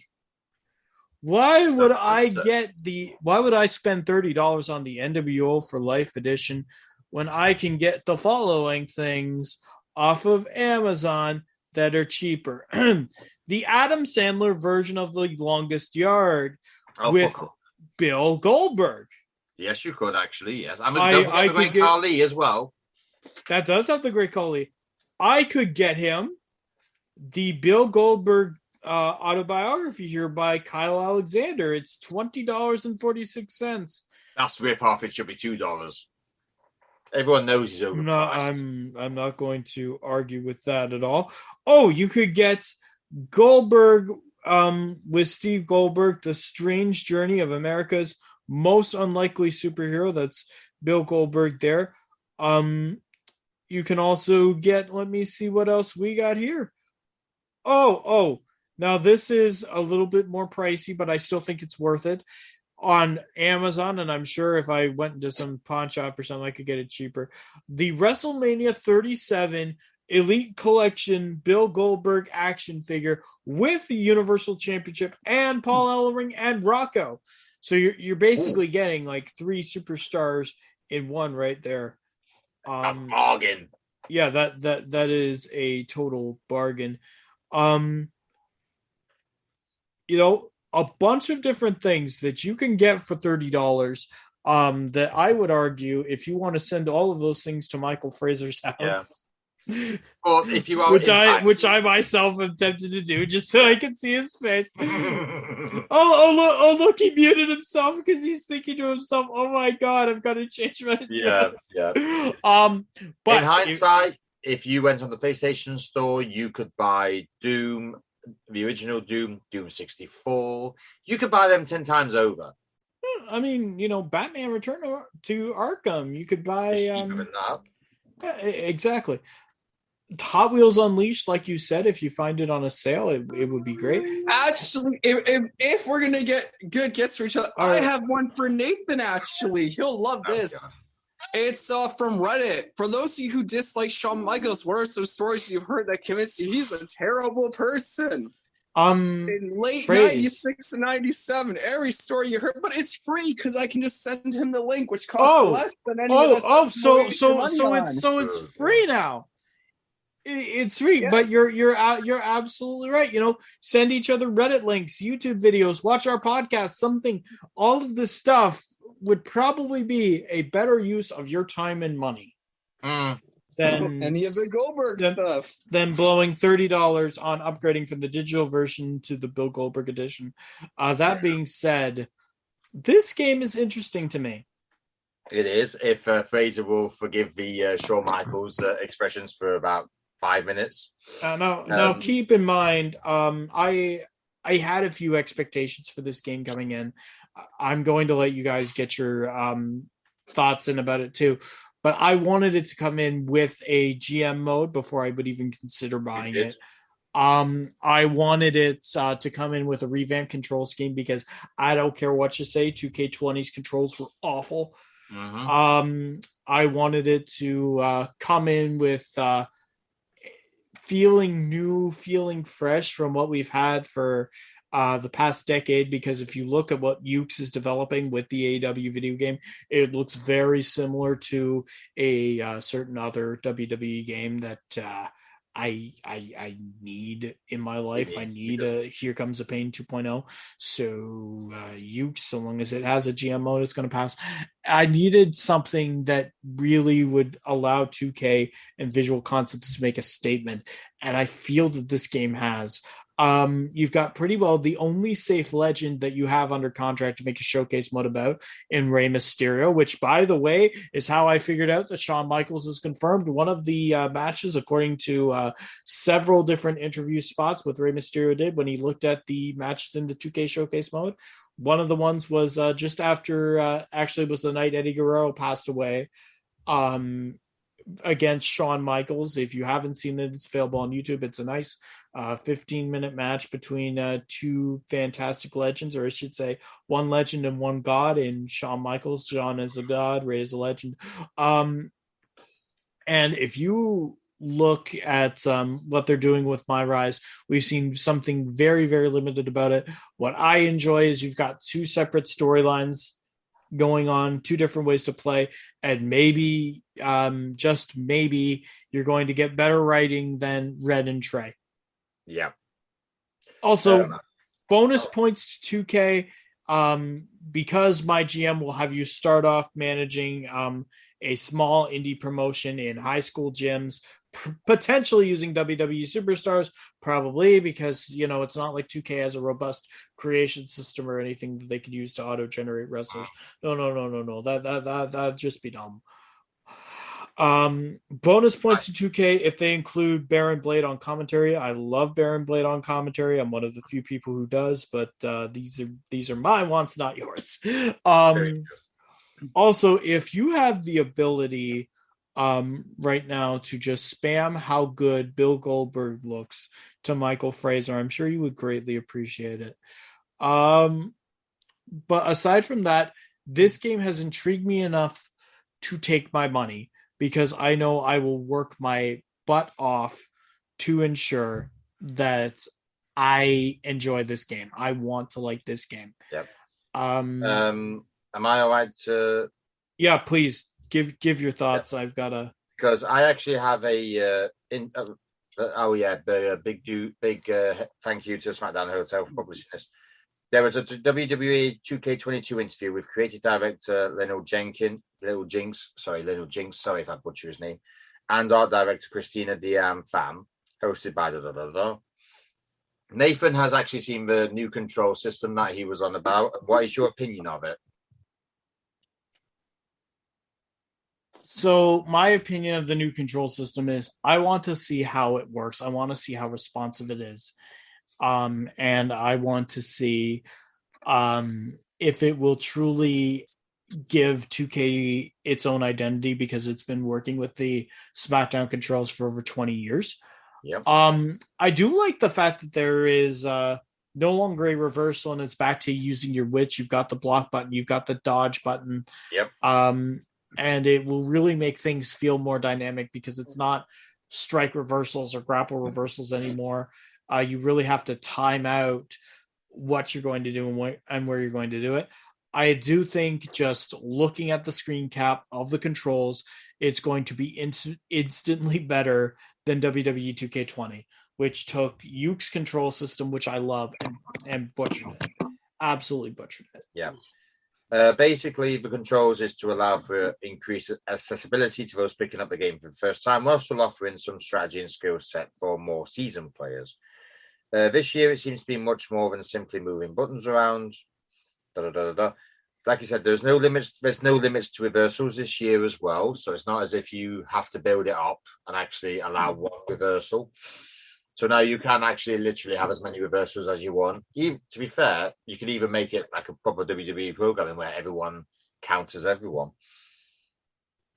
The pin kick-out system has also been updated with a return to the button mashing minigame in order to kick out of the pin, which is a lot easier. So taking inspiration from modern fighting games, each individual superstar now has combos, and the controls sound much more in-depth than ever before, and are the foundations they plan on building on for years to come. With this, it says, with these changes in pace and controls, it will be very interesting to see how playing a super heavyweight will differ from a cruiserweight, and if there are any perks and abilities that perhaps each gives each superstar a different style. Where else are we? Oh, yeah. This year's development team has also been focused on providing exceptional quality for all different options in the creation suite. Everything that they have included will be on the same level as a professionally designed superstar. Setting the bar this high is all in the name of adding immersion into the world of sports entertainment. In order to help players in making their created superstar, 2K has added personas, a selection of templates that have been designed as a starting point, complete with options to support whatever theme you choose. Yeah, which is going to be a great thing, especially for new players. If you look at 2K and particularly the NBA 2K creation, it's very robust. And if there's one thing I will always give 2K credit for, it is having the ability to do community creations and have it be on that level, have it be without borders. So I think just having those fighting thing or those superstar styles is going to be great for young players to get a persona into their superstar. What I don't want to see is those personas limiting what you can make. Yeah. That's my one worry. Just carrying on with this interview. Keeping with their themes of quality and immersion is the ability to upload custom images for the character select screen, so a rendered model is not posed next to a curated picture of a superstar. Another massive addition to this year's Creation Suite is cross-platform sharing for community creations. Very happy. So if Nathan decides to make a shrine to Shawn Michaels, he can happily share it with everyone on Xbox. I can make a Shawn Michaels arena and anyone can download it. Exactly. I don't plan on it, but Obviously not. But Right. I can, and I know that's you can. Features from years ago, such as Create a Finisher and Create a Story, will not be making a surprise appearance this year, and this is because of the focus on the features they already have, and staying in their place as a wrestling simulation. Which is fair, but honestly, you'll put GM mode back. You're giving us 2 campaigns. You've rebuilt the Creation Suite. I can forgive you if you don't have Create a Story or Create a Finisher in there. Yep. By the way, just a bit of information on my GM mode here. It says, under the guidance of WWE executives such as Vincent Kennedy McMahon or Triple H. I'm better than him. Choose me, damn it. Yeah, please choose the game. He's better than Vince. You will have a chance to run your own promotion in a competition for ratings and revenue in WWE's 2K's version of franchise mode. Excuse me, I'm getting there. You are able to draft your own roster of superstars or let the game create a balanced mix for you to start with. And the length of the mode, this is important. And the length of the mode will be 15, 25, or 50 weeks. So basically, nearly 4 months, near enough half a year, or a full year, give or take. So it might even run from January to December, you know. Yeah, it can. And that's the best thing about GM mode. Well, you know what I would have actually liked to hear? That you can have one continuous GM mode. So you already have a mode where you can do that. No, that's fair enough. It's called Universe mode. Yeah. You just won't have the customization of GM mode. Yeah. Oh, by the way, here's something for you to ponder of. Complete with commissioner goals for you to aim for. From there, you'll be able to simulate, spectate, or play the matches you set up each week. Spectate mode allows you to watch the match, change camera angles, and even get involved in the match by distracting the referee or throwing a chair into the ring. The ability to play the matches gives the user some sense of control over their show, if perhaps you want to have a superstar win as part of your grand design. Yep. Now, this is more important. There is even co-op capability for MyGM with the option to play with a friend who also controls a rival show in the mode. With me, you probably will win. With Fraser, you'll definitely butcher him. While we still have done exact details on how this feature works, he has confirmed that it will be possible to play against a local player or online with someone on our friends list. That's it, really. Which is huge. That is a natural progression of what you would want to see in GM mode. You had the ability to play against a friend and rivals show since GM mode was first implemented in 05. I don't know if any of you watched Austin Creed versus Prince Pretty GM mode.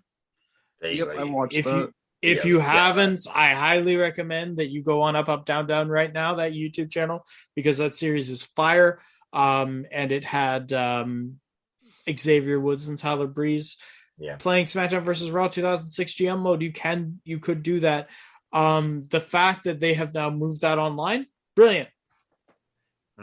Absolutely brilliant. In WWE 2K22 Universe mode, a new option which added called Superstar mode. This gives you the ability to play through WWE Universe by controlling one superstar and focusing entirely on their storyline and matches. In Nathan's case, Shawn Michaels. Well, exactly. And this is something that the fans have been asking for, and not just me, for several years. There is, of course, still the regular sandbox mode that allows you to control the entire universe like previous games. Now this is what would tickle my taste bud if I actually still did play WWE games. This evolution of my career allows players to take a much more active role in their own stories. You play as either male or female, as you would. One of the first things you define is your background before your character even joins WWE. Are you an MMA fighter, professional athlete? Just basically go for a footballer, because majority of American footballers do end up there. Goldberg was one, Lesnar's played out, Roman Reigns has. So this is your story, and even from just this first choice, the characters in the game will remember and comment on it, and you have a chance to respond either positively or negatively. There appears to be a huge amount of control over your own character's destiny, as you can pick which brand to get signed to and even change that direction at any time, and not get tied down with contract. The details of this mode were only touched on briefly, but I feel that won't disappoint. To be honest with you, I'm not really one for wrestling games, but I must admit, I'm genuinely interested to see what they've done with it. Well, somebody who is big with wrestling games, I'm iffy on My Rise. I'm excited for it because it's two different storylines, because we don't have to worry about something on the level of Fred and Trey, because I'm sure they've learned their lesson. But to me, this shows me that the relationship between WWE and 2K is tense, because 2K is actually trying. And B, 2K knows it's in hot water with not just WWE, but with the fans. So I am hoping and praying that this game is what I want it to be, which is a game for the fans and a game that really cements 2K as a go-to for the future of WWE games and wrestling games as a whole. I want there to be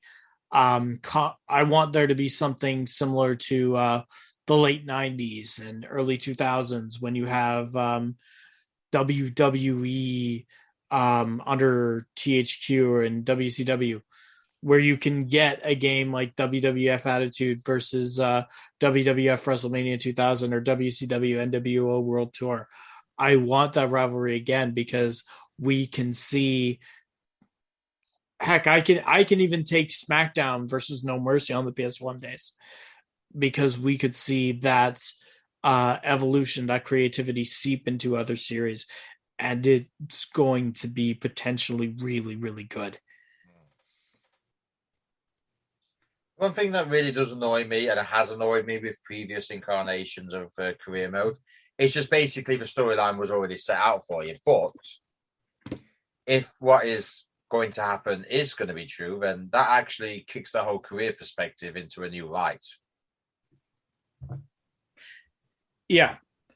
So keep in mind, if you're doing anything that has voiceover to it, you're not going to be able to get the exact kind of open-ended stuff that you would want to have, especially in a game like this. NBA 2K is the same way when it comes to career mode. But you can have branching pathways. You can control your destiny. But if you want a game that is what you're saying, where you truly have a lot more freedom, look up Here Comes the Pain season mode. There are so many different storylines that you can play through. You can turn face, you can turn heel, you can change show, you can demand a title shot. It depends on what WWE is able to do with it. With My Rise, if you're looking to tell a good story with open-ended options or branching pathways for your superstar, that is going to be awesome. We haven't seen that in a long time. Are you glad you've spent however many Canadian dollars it is? Am I glad I spent $120? We will see when the game comes out. But let's bear in mind the 2K series is in shit, especially after 2K20. Yeah. So if, let's just say we did have another 2K20, which judging by all this lot, I doubt, but let's just say that it does happen, would you happily take the $120 refund, which a lot of them did for 2K20? Yes. This time I will. But to be honest, you don't really think it's going to be that shit again. I don't think the 2K or WWE can afford it to be that crappy. I do actually seem to remember seeing somewhere that I think it might have been on Reddit actually. People at 2K were actually asking people's opinions about what they actually wanted in. Yeah, they did that as soon as the new creative head took over. Which is actually a nice change because any normal head of creative would have just said, right, we'll just put this in, fuck what anybody else thinks, we'll just do this. But they've actually asked, and lo and behold, a lot of people I think I seem to remember a lot of people wanted my GM. Lo and behold, it's back. People have wanted GM mode for years, to the point where any interview that they had, especially since 2K showed up, any interview that any creative director or PR person has said, we're looking into GM mode, it will not be in this year, and every one of them is taking heat for it. So it's nice to see that you finally implemented it in a way that I would argue could do a lot well with it. So yeah, March 8th, don't bug me. I won't. As far as what I'd like to see in it, obviously you can be the first person to say this. I would actually like to see them take a leaf out of F1's playbook, because as far as my team goes, yes, you are the owner of your own team, and yes, you do drive. But at the same time, it's not just that. When you have stuff you have to do, I'll say, for instance, you have decisions to make that could affect your certain departments' morale. You can get extra points for your team acclaim, or you can make breakthroughs in R&D. Just something like that, which would sort of make it go a little bit easier. For instance, you could say, said person's contract's up. Do you want to renew it? So say if you were on SmackDown and you had Roman Reigns, you could have the option to renew his contract or let him go elsewhere. Yeah, you can do that in my GM mode. He would get picked up by the other person. Yeah. You've been able to do that in GM mode for a long period of time. But they should be able to do it in this one.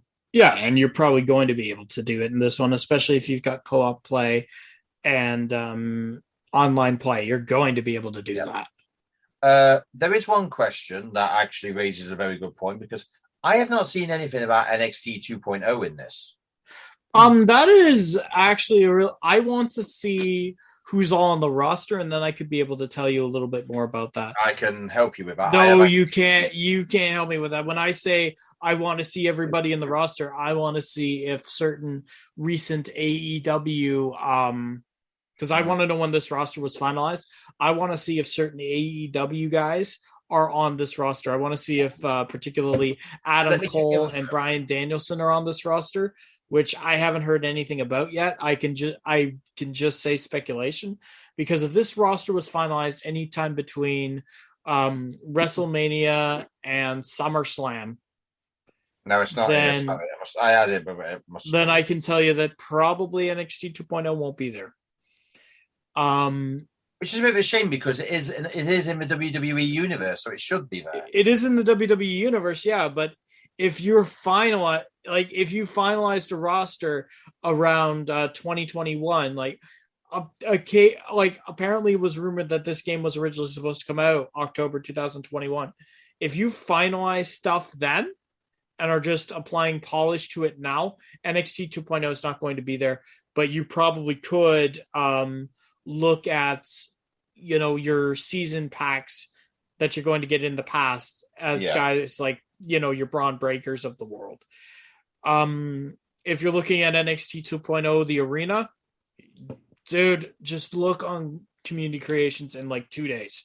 There's going to be an NXT 2.0 arena. Yeah, I would like to see War Games put into it. Like the actual War Games match? Yeah. That's the thing, though, with GM mode. Throughout that interview, when I looked, there's nothing about if there's any, I'll say, specialized matches. If there's, if there's matches you can have, ones that you've already used. I mean, there was not one said the type of match you can have. So, makes me wonder. Yeah. I haven't heard anything about a War Games match. The only War Games match I've ever seen in a wrestling game is Fire Pro. Ooh.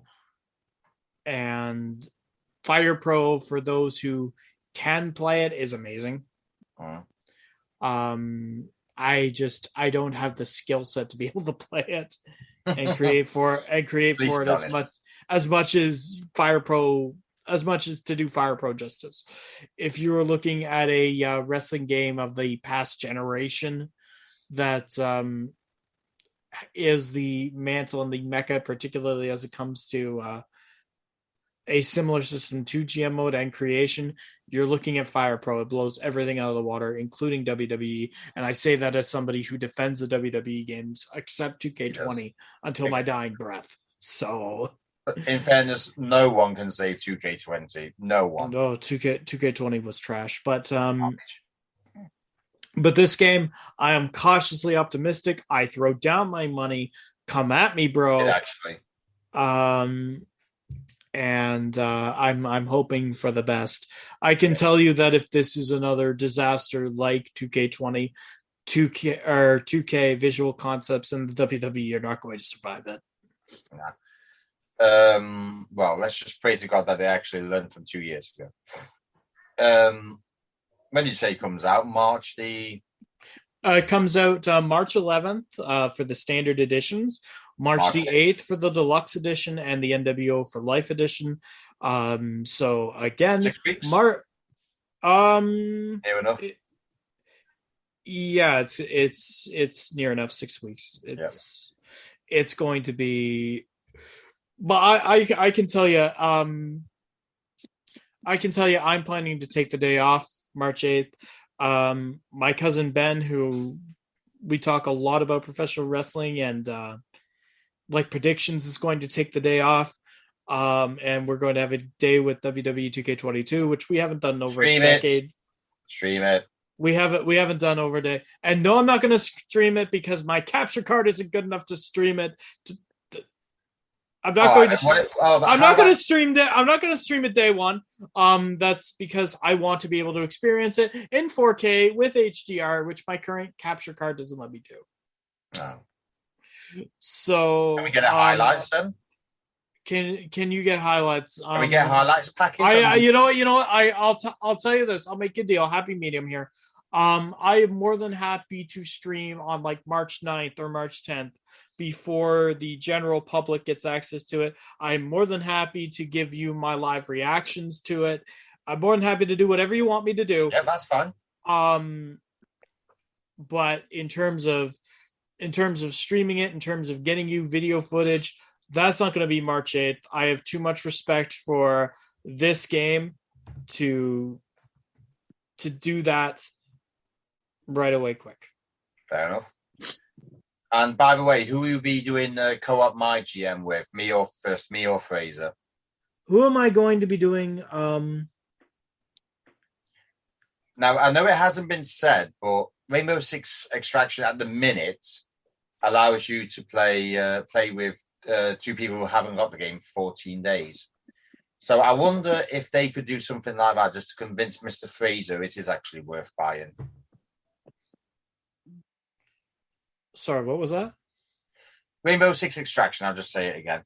Rainbow Six Extraction at the minute has a buddy pass, which basically lets you play with 2 people who haven't got the game for 14 days. So I wonder if they could actually do something like that, because let's face it, they've got a lot of damage control to do. So it feels the best way. I'd like to see it, but I don't think they're going to do it. They should. Because bearing in mind 2K20 literally broke everyone's confidence in the games. So for me, and from obviously a Siege point of view, that would actually make more business sense than anything. Yeah, you could, if you know someone who's got the game, you can play it for 14 days, do matches, but just don't do too much with it, because obviously it would be a case of, if you do too much with it, then then they're just not going to bother playing it. They're just like, keep doing magic. Are you having a bit of trouble hearing me? No, I'm hearing you. So I was just wondering, that's all. Oh no, the thing. Yeah, I'm sorry. The WWE 2K22, it did shake everybody's confidence. Like 2K20 definitely did. You're absolutely right. I would like to see it. I really truly would like to see them offer some sort of pass in 7 days to 14 days. I would like to see what the share play options are. And if you're talking about my GM, who would I do it with first? If I'm doing it with you first or Fraser first? First of all, you guys need the game. And second of all, I'll be honest. yeah, When it comes down, I could possibly buy it when it comes down in price, yeah, even if it's just for my GM mode. yeah. If you're doing that, wait until it's like $40, $50. Yeah, I probably would. Because the thing is, I buy Call of Duty by the year, but I only play it for zombies and campaign. I don't play it for multiplayer at all. Check for it on like the check for it on like the 4th or the 5th or something. Like, Yeah, I'll keep an eye out for it, mate. Yeah, like check for it around Easter. They like to do sales around then, and knowing WWE the way I think I do, and 2K the way I think I do, they would want to capitalize on the first major holiday after its release to drop the price down a little bit. Both of you would have to get the game. But if I were going to do my GM mode, who would I do it against first? Let's face it, you wouldn't do it against me because Fraser would just belittle you with Shawn Michaels every single minute. Well, the thing that I'm wondering is, why leave the decision up to me? We've got fans out there. You can go first. Well, why leave the decision up to me? We've got fans out there. We've got 8 man. I'm not sure we've got fans. We've got fans out there. I would say the producer should choose, but then again, she just chooses because we know what she's like with him. Yeah, she'd be like, I'm sorry, I would like Michael Fraser to do the my GM mode, but I want him to have a 4-hour head start. I think that's not even enough. You need like about a 16-hour head start. Okay, so I could just imagine it. Okay, Nathan, so I mean, you've got Shawn Michaels. I've got the entire rest of the roster here. So, yeah, let's play my GM.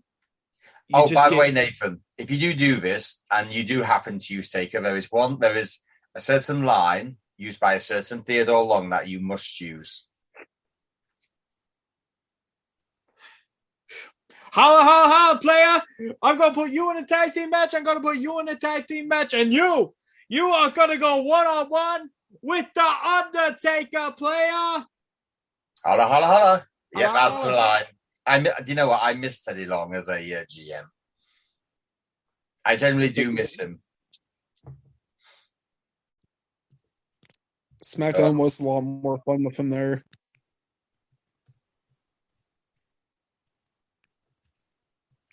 Yeah.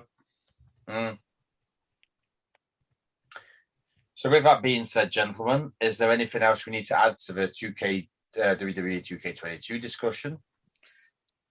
I don't think so. Other than guys, vote with your wallet. I certainly have. And I want to stress this. Anything that I say on this podcast, or Fraser says on this podcast, or Dean says on this podcast, take it with a grain of salt. These are our opinions. This is why we're here. Whether you want to get WWE 2K22 or not is irrelevant. Whether you like Microsoft Game Pass and Activision and this whole ordeal is irrelevant. You have your gaming opinions. We have ours. And when it comes down to it, we're all in pursuit of the same thing. We're all in pursuit of a love of gaming, because each and every one of us, I'm sure, has very pleasant memories of very different things. It is the differences and the discourse that we can have with each other and with all of you that makes all of us human and makes all of this worth it. At the end of the day, I love gaming. I know these guys do too. I do. And I sincerely hope that when you guys are out there and you're listening to this podcast and you're listening to me rip Fraser a new one because his opinions are crazy. I'll be honest. That you yourselves are able to have a laugh, that you're able to think, and that you're able to go into your own lives and think to yourselves, hot damn, I love being here on this earth. Mm-hmm. because that's what we strive to do. So in that way, I thank y'all for listening. As far as this goes, obviously this is kind of like the blind leading the blind because I have not played a 2K entry since 2K16. But even I knew how bad WWE 2K20 was, and a lot of people knew that. So I will say that I'm trying to have an opinion on something I don't really know. But at the same time, I do my research as best I can, and I try to understand it. So I'm kind of hoping that I haven't really embarrassed myself in front of the 2K followers who actually like WWE 2K22. But like Nathan said, it's just our opinion. I mean, I think Black Ops Cold War is probably the best Call of Duty since the original Modern Warfare 3, to be honest. Doesn't mean I'm right. Yeah. I think that F1 2021 is actually probably one of the best F1 games there is. I know a certain F1 YouTuber known as Oliver will probably disagree with me on that, but then again, that's the beauty of it. Oh, by the way, if anybody does like F1, I will be, all being well, I will be starting a fortnightly podcast in the new F1 season. And in the next month or so, I hope to do predictions because as of this moment, we don't know where Lewis Hamilton's head is. No, we did a pilot version of this podcast that Dean's talking about, Yes. and the biggest thing that came out of it was where is Lewis Hamilton? Where is he going to be going? What is he going to be doing? And until you know that, with one of F1's most legendary drivers, you cannot do predictions. I don't think any of the regulars have done their predictions yet because they can't do it because they don't know where Hamilton's head is. I think, in fairness, Nathan, I actually bring that up for a very good reason because whereas Lewis Hamilton doesn't know where his head is, I'm pretty sure a lot of the WWE 2K community don't know where their heads are either.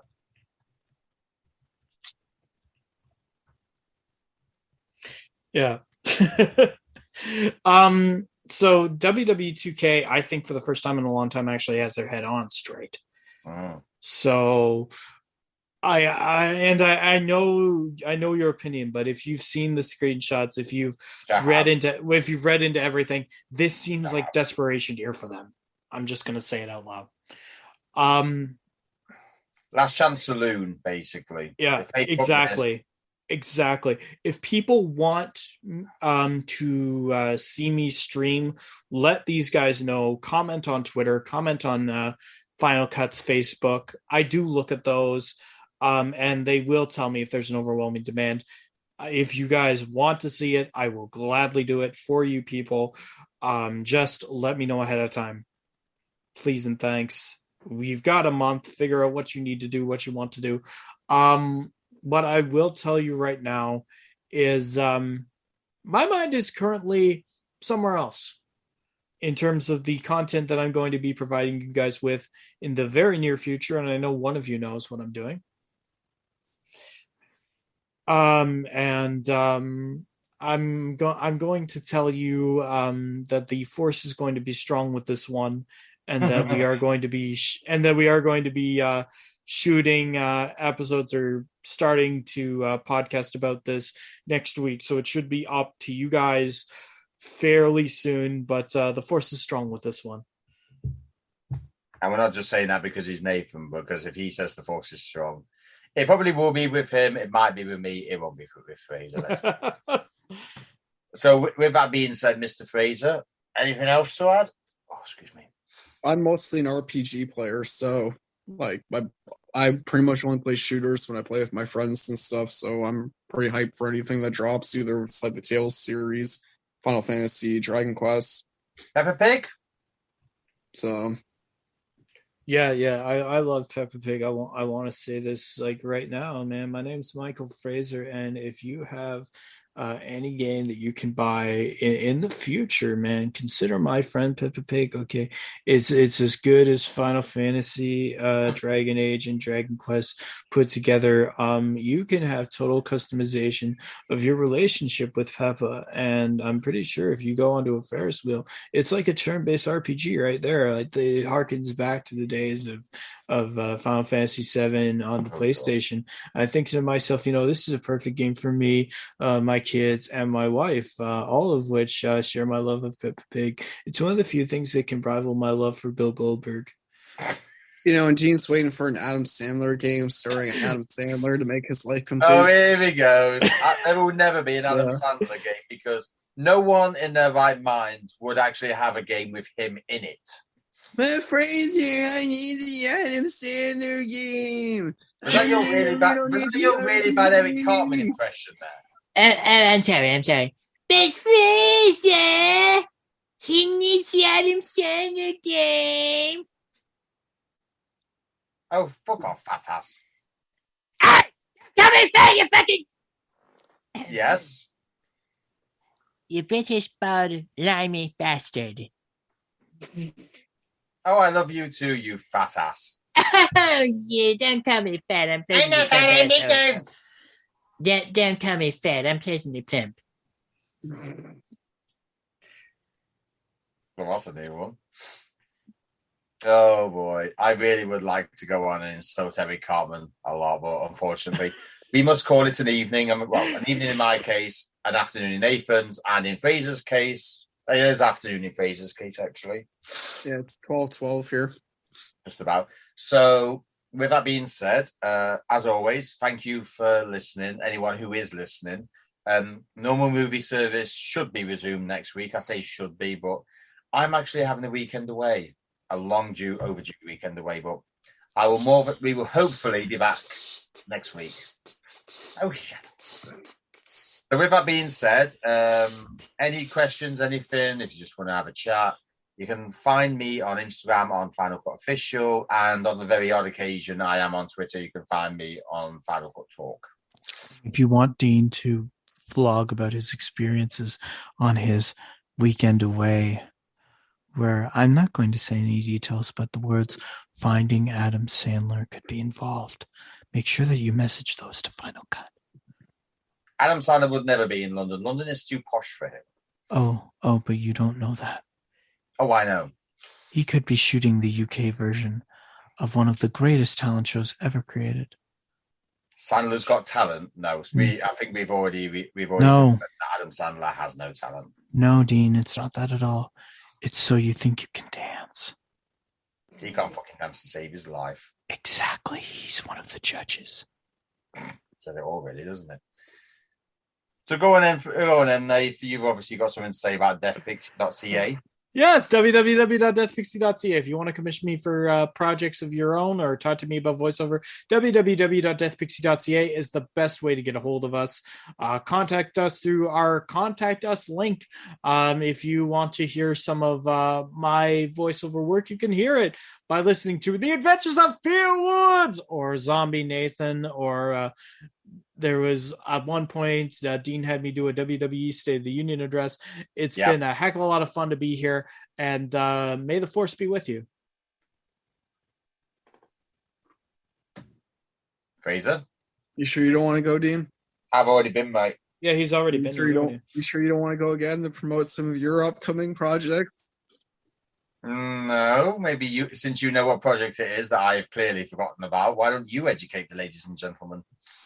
Well, Dean Conley will be starring in Crumble My Biscuits once I finish formulating the story, because I will be taking as many pot shots as possible during this. And then apparently his fiance has agreed to do one as well, so now I have to write another one. I'm still working on Rusty the Exterminator. I am still working on another one for Phil Woods, because I am going to have to literally kill myself writing Phil Woods on this, because I have something I'm putting in. I have a few other things to the pipeline. You can check us out on Gokai Studios on Instagram and Facebook. I recommend more so going to the Instagram if you want to see some of the art that will be in the book. You can also find me at the Finalcut pages and the Twitters, and you can also find me at Body Slams and Dropkicks on Twitter and on Facebook. There is something I need to tell you, Fraser. Crumble my biscuit! Yep. Ladies and gentlemen, we just saw Dean's microphone go out. You can find me on Twitter at 5-Star Wildcard. You can find me on Instagram, Beautiful Michael. You can find me on TikTok as well as Beautiful Michael. Right, and you can also find him being the most talented member of this podcast crew, because I'm sure that Dean, the visionary, cannot think of a good outro for this. So either producer will help you. Thank you all so much for listening to Final Cut Presents the Director's Cut podcast. And unlike Dean, who will stutter, I can honestly say that I bid you all a nice farewell and Richard Braddon style adieu.